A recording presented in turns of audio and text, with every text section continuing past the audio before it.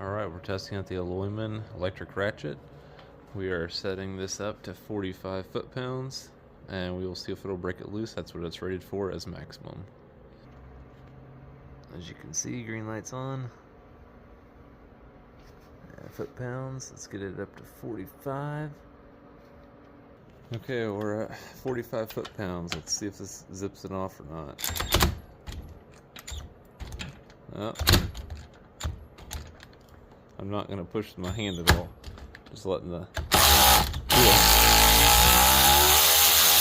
And that is a nylon nut, by the way.